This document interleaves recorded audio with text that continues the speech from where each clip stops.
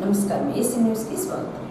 కూటమి ప్రభుత్వ మెడికల్ కాలేజీలు ప్రైవేటీకరణ రద్దు చేసే వరకు వైఎస్ఆర్సీపీ పార్టీ పోరాటం చేస్తుందని, ప్రైవేటీకరణకు వ్యతిరేకంగా కోటి సంతకాల కార్యక్రమం వైసీపీ పార్టీ చేపట్టిందని వైఎస్ఆర్సీపీ పార్టీ అద్దంకి నియోజకవర్గం ఇన్ఛార్జ్ డాక్టర్ అశోక్ కుమార్ అన్నారు. మెడికల్ కాలేజీ ప్రైవేటీకరణను వ్యతిరేకిస్తూ ప్రజల నుండి సేకరించిన సంతకాల బుక్లెట్స్ ను బుధవారం జిల్లా కేంద్రానికి పంపించే కార్యక్రమంలో భాగంగా వైఎస్ఆర్సీపీ పార్టీ ఆధ్వర్యంలో పార్టీ కార్యాలయం నుంచి అంబేద్కర్ బొమ్మ వరకు ర్యాలీ చేశారు.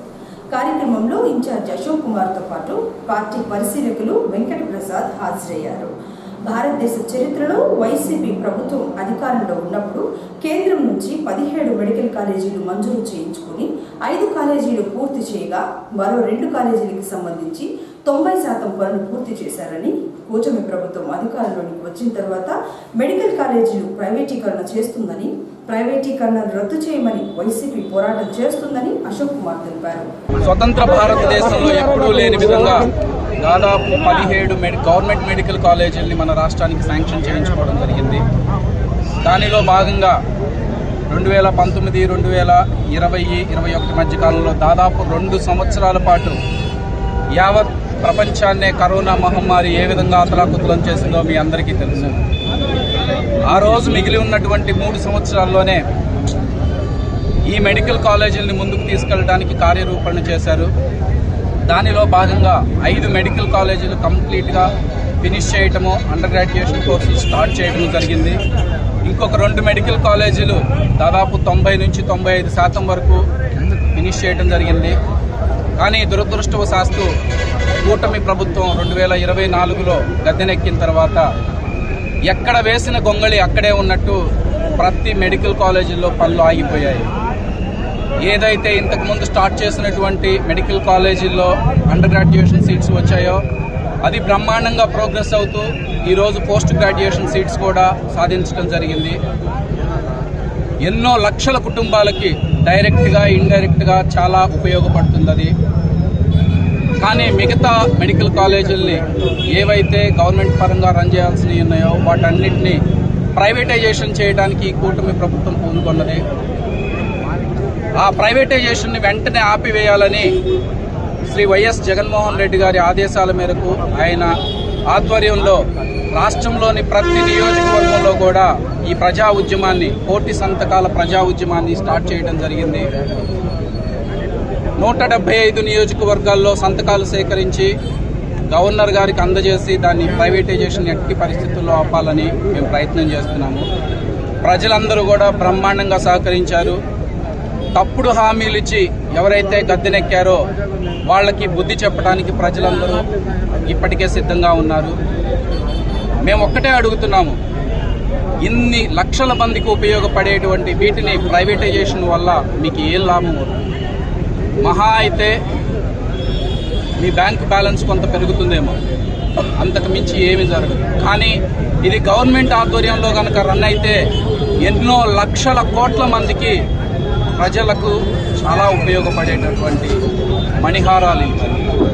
తక్షణమే ఈ ప్రైవేటైజేషన్ని ఉపసంహరించుకొని గవర్నమెంట్ పద్ధతిలోనే వీటిని నడపాలి అని వైఎస్ఆర్సీపీ పార్టీ తరఫున మేము డిమాండ్ చేస్తున్నాము.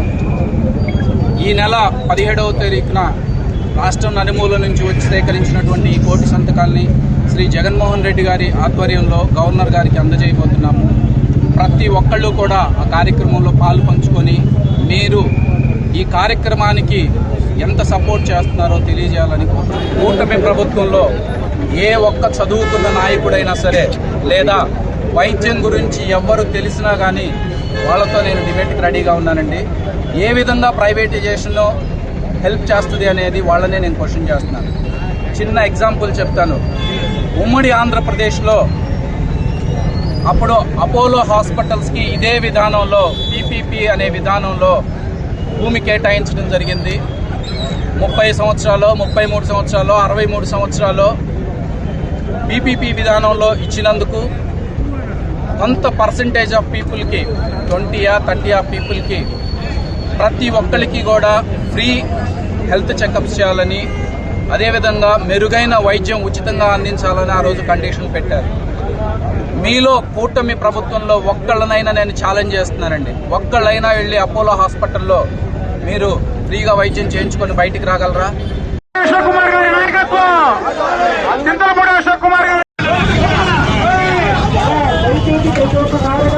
రాజ్యం ఇదే మీ రాజ్యం, దోపిడీ రాజ్యం, ఇదే మీ రాజ్యం, ఇదే మీ రాజ్యం, రాజ్యం.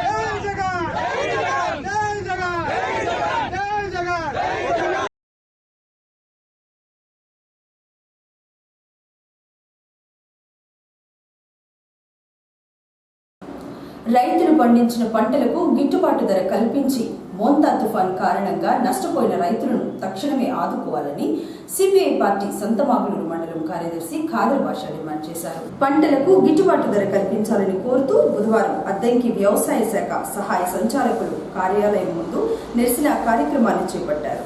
కార్యాలయం సిబ్బందికి వినతి పత్రం అందజేసి రైతుల సమస్యలను వివరించారు.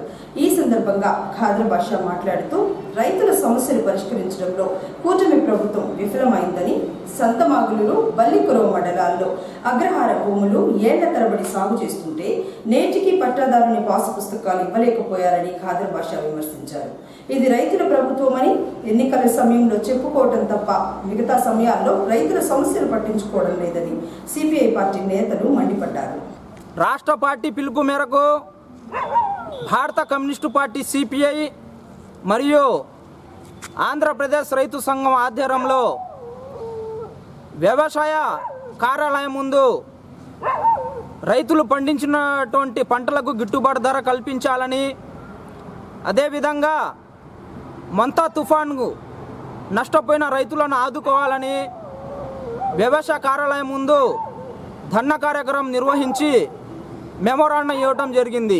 ఖరీఫ్ సీజన్ ప్రారంభమై ఖరీఫ్ పంట కూడా చేతికి వచ్చే దశల్లో రైతులు పండించినటువంటి మొక్కజొన్న కానివ్వండి, వరి, మిర్చి, పత్తి మరియు అరటి రైతులను ఆదుకోవాలని, రైతులకు ప్రభుత్వం గిట్టుబాటు ధర కల్పించాలని, తడిసిన ధాన్యాన్ని ప్రభుత్వం 76 కేజీల వడ్ల ధాన్యాన్ని 1750 రూపాయలు బోనస్ తోటి కలిపి కొనుగోలు చేయాలని భారత కమ్యూనిస్టు పార్టీ సిపిఐ మరియు ఆంధ్రప్రదేశ్ రైతు సంఘం ఆధ్వర్యంలో డిమాండ్ చేస్తూ ఉన్నాము.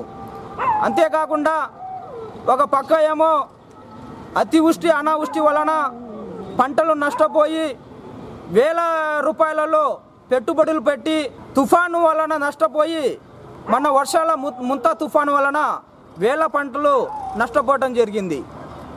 కేవలం కేంద్ర రాష్ట్ర ప్రభుత్వాలు నిమ్మకు నీరెత్తినట్టు వ్యవహరిస్తున్నారే తప్ప కనీసము పంటలకు నష్టపోయినటువంటి నివేదిక కూడా తయారు చేయలేని పరిస్థితి ఈనాడు రాష్ట్ర ప్రభుత్వం రైతుల మీద చోద్యం చేస్తూ ఉన్నది.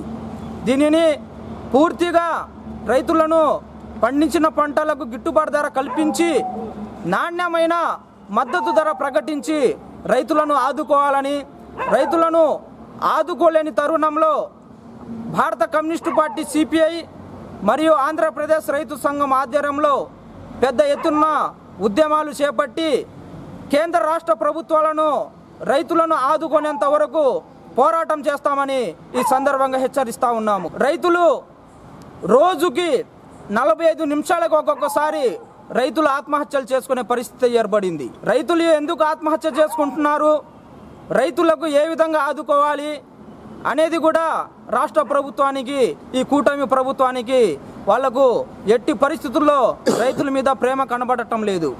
ఇటీవల కాలంలో మన రాష్ట్రంలో కృష్ణా, వెస్ట్ గోదావరి, గుంటూరు, బాపట్ల ఈ జిల్లాల్లో మోంతా తుఫాను వలన రైతులు అనేక మంది, వేల మంది రైతులు నష్టపోయారు, లక్షల్లో నష్టపోవడం జరిగింది.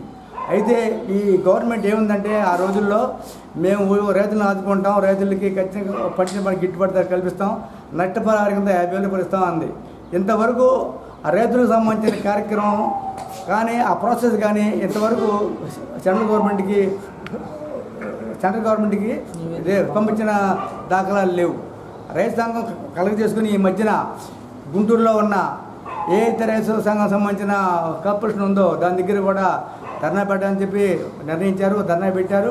ఇదే కనుక రైతులను కనుక ఇదే పద్ధతిలో కనుక రాష్ట్ర ప్రభుత్వం నిర్లక్ష్యం చేస్తే రైతు సంఘం, భారత కమ్యూనిస్ట్ పార్టీ రెండు కలిసి పెద్ద ఎత్తున కలిసి వచ్చే రైతు సంఘాలను కలుపుకొని రైతులకి నష్టపరిహారం తీర్చే వరకు పెద్ద ఎత్తున ఉద్యమం చేస్తామని చెప్పి భారత కమ్యూనిస్ట్ పార్టీగా తెలియజేస్తున్నాం. వర్ధిల్లాలి ఆంధ్రప్రదేశ్ రైతు సంఘం, వర్ధిల్లాలి ఆంధ్రప్రదేశ్ రైతు సంఘం. ఇవ్వాలి రైతులకు పండించిన పంటలకు గిట్టుబాటు ధరలను, ఇవ్వాలి రైతులకు పండించిన పంటలకు గిట్టుబాటు ధరలను, ఇవ్వాలి కౌలు రైతులకు అన్నదాత సుఖీభవ నిధులను జమ చేయాలి, కౌలు రైతులకు కూడా అన్నదాత సుఖీభవ నిధులను తడిసిన ధాన్యాన్ని కొనుగోలు చేయాలి, తడిసిన ధాన్యాన్ని కొనుగోలు.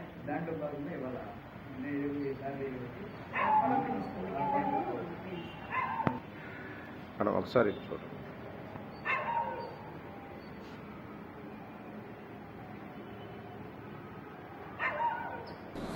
సిఐటియు అఖిల భారత 18వ మహాసభలు 2025 డిసెంబర్ 31 నుంచి 2026 జనవరి 4వ తేదీ వరకు విశాఖపట్నంలో జరుగుతాయని, సిఐటియు నాయకులందరూ పాల్గొని జయప్రదం చేయాలని వివోఏల వెలుగు సంఘం రాష్ట్ర ప్రధాన కార్యదర్శి ధనలక్ష్మి పిలుపునిచ్చారు. సిఐటియు అఖిల భారత మహాసభలకు సంబంధించిన వాల్ పోస్టర్స్ ను వివోఏలు బుధవారం అద్దంకి పట్టణంలోని స్థానిక సుందరయ్య భవనంలో ఆవిష్కరణ చేశారు.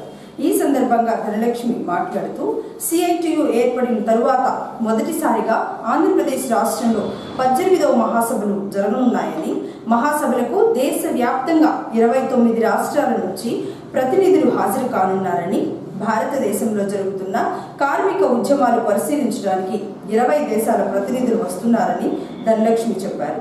కార్మిక హక్కులను కేంద్ర ప్రభుత్వం తొక్కివేస్తుందని, 8 గంటల పని విధానాన్ని రద్దు చేసి 10 గంటల పని విధానం అమలు చేస్తున్నారన్నారు. సిఐటియు అఖిల భారత 18వ మహాసభలు 2025 డిసెంబర్ 31 నుండి 2026 జనవరి 4వ తేదీ వరకు ఆంధ్ర రాష్ట్రంలోని విశాఖ నగరంలో జరగబోతా ఉన్నాయి. రాష్ట్ర విభజన తర్వాత మొట్టమొదట ఈ మహాసభలు జరుగుతూ ఉన్నాయి. దేశం నలుమూలల నుంచి కార్మిక ఉద్యోగ నేతలు 1600 మంది ప్రతినిధులు హాజరు కాబోతా ఉన్నారు.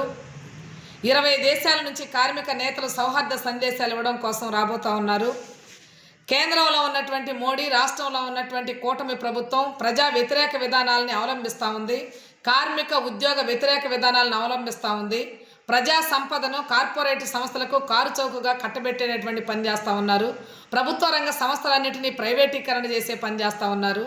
గనులు, రోడ్లు, విమానాలు, సముద్ర మార్గాలు, ఏ అయితే ప్రజా సంపద ఉందో ఈ సహజ సంపద అంతా కూడా ఈరోజు కార్పొరేట్ సంస్థలకు ఇవ్వడానికి వీలైనటువంటి పద్ధతిలో మొత్తం విధానాలను రూపొందించేటటువంటి పని చేస్తూ ఉన్నారు. కార్మిక వర్గ హక్కులని కాలరాసేటటువంటి పద్ధతిలో కేంద్రంలో తీసుకొచ్చినటువంటి లేబర్ కోడ్స్ ఏవైతే ఉన్నాయో 29 కార్మిక చట్టాలని మార్పు చేసి 4 లేబర్ కోడ్లను తీసుకొస్తే వాటిని అమలు చేయడం కోసం రాష్ట్రంలో ఉన్న కూటమి ప్రభుత్వం చాలా ఉత్సాహపడతా ఉంది.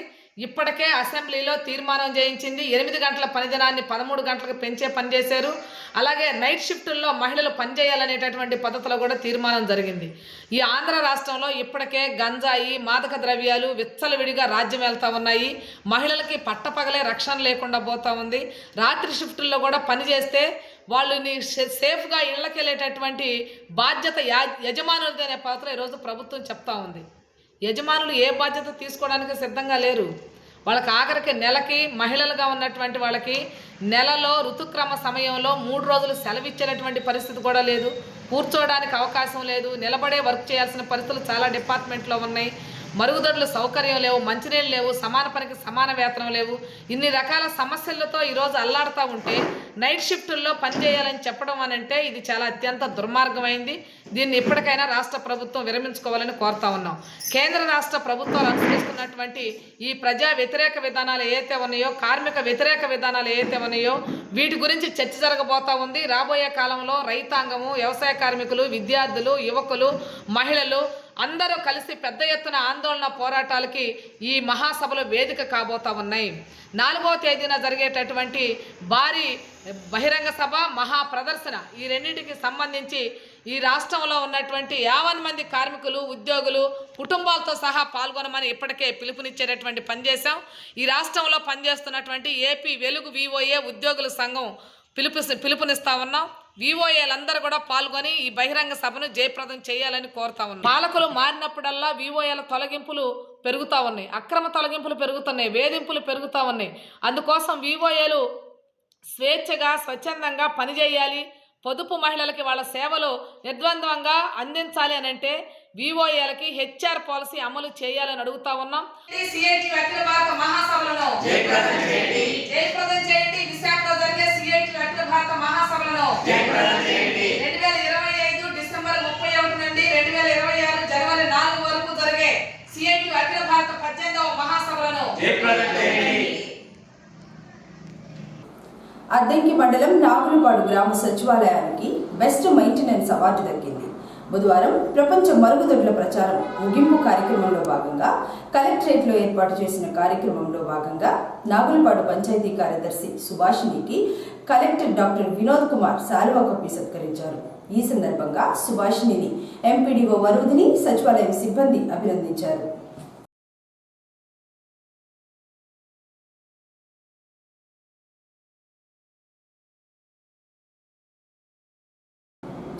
టెట్ పరీక్షపై సుప్రీంకోర్టు ఇచ్చిన తీర్పుపై కేంద్ర రాష్ట్ర ప్రభుత్వాలు రివ్యూ పిటిషన్లు వేయాలని యూటీఎఫ్ నాయకులు బాబురావు డిమాండ్ చేశారు.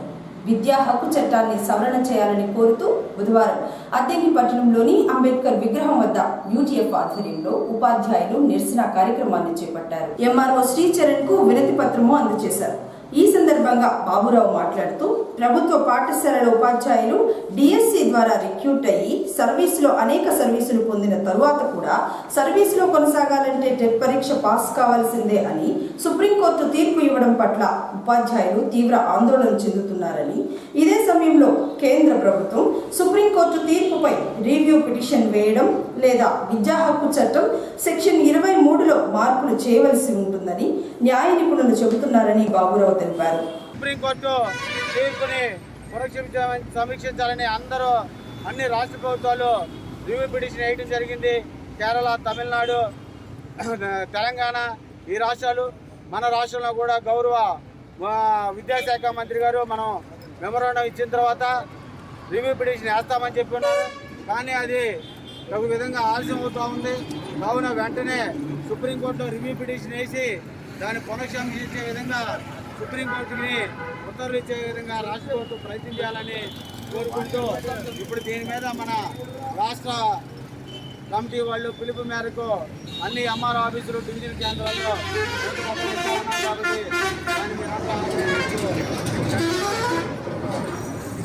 ఇప్పుడు అందరూ ఎంఆర్ఓ ఆఫీసర్కి రావాలని కోరుకుంటాం. లాంగ్ లీవ్ టెట్పై కేంద్ర రాష్ట్ర ప్రభుత్వాలు వెంటనే సుప్రీంకోర్టులో టెట్పై కేంద్ర రాష్ట్ర ప్రభుత్వాలు వెంటనే టెట్పై సుప్రీంకోర్టు తీర్పును వెంటనే టెట్పై సుప్రీంకోర్టు తీర్పును వెంటనే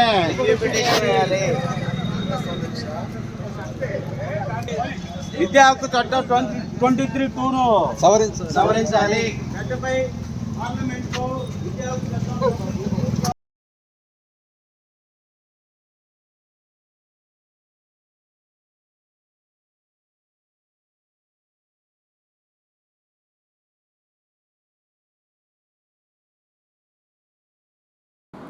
అద్దంకి మండల సమాఖ్యలోని ఈసీ సభ్యులకు విజన్ బిల్డింగ్ పై శిక్షణ కార్యక్రమాన్ని బుధవారం ఏర్పాటు చేయగా ఏపీఎం ప్రసాద్ హాజరై మాట్లాడారు. మహిళలు ఆర్థికంగా బలోపేతం చెందాలంటే గ్రూపు, గ్రామ సంఘం పటిష్టంగా ఉండాలన్నారు. ప్రభుత్వం అమలు చేస్తున్న అనేక సంక్షేమ పథకాలు సద్వినియోగం చేసుకుని ఆదర్శవంతమైన గ్రూపులుగా తయారు చేసుకోవాలని ఏపీఎం తెలిపారు. కార్యక్రమంలో మండల సమైక్య అధ్యక్షురాలు కరీమున్, సీసీలు, సిబ్బంది పాల్గొన్నారు.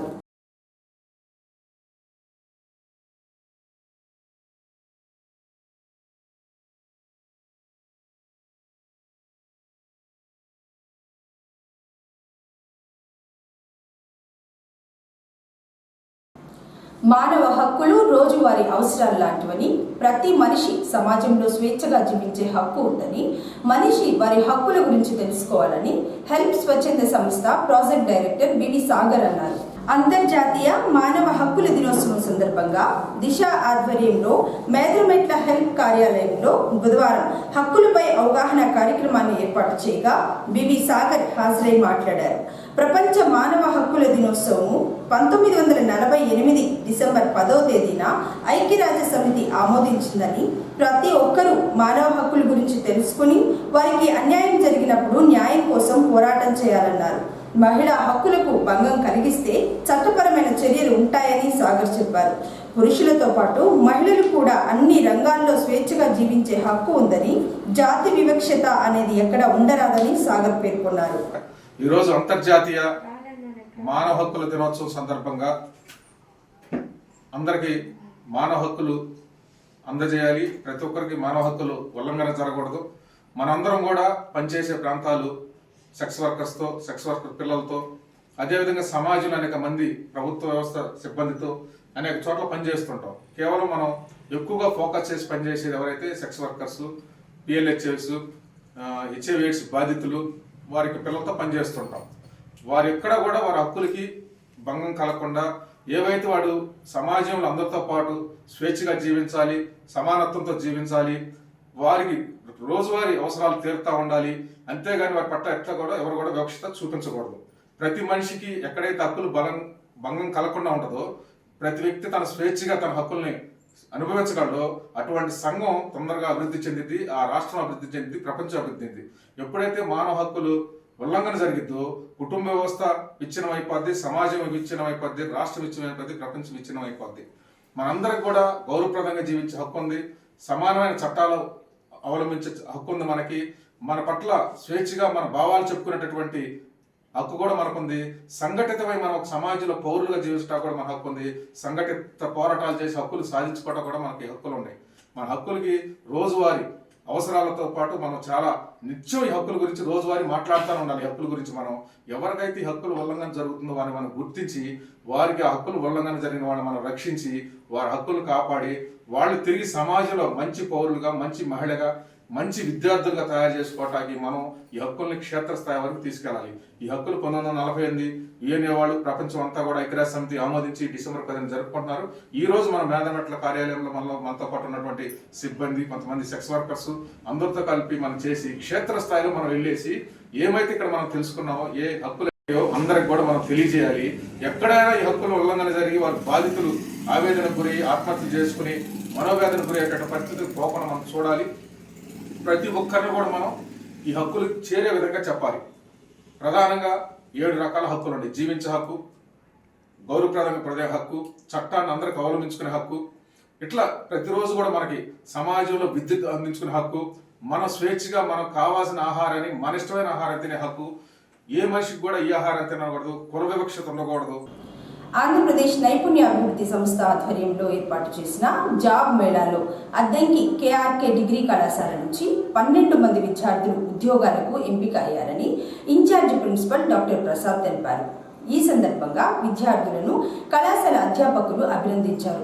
20 మంది విద్యార్థులు జాబ్ మేళాలో పాల్గొనగా 12 మంది విద్యార్థులు చెన్నైకి చెందిన BSG సంస్థలో ఉద్యోగాలు పొందారని, వీరికి ప్రారంభ వేతనం 17,000 రూపాయలు అని ప్రసాద్ చెప్పారు.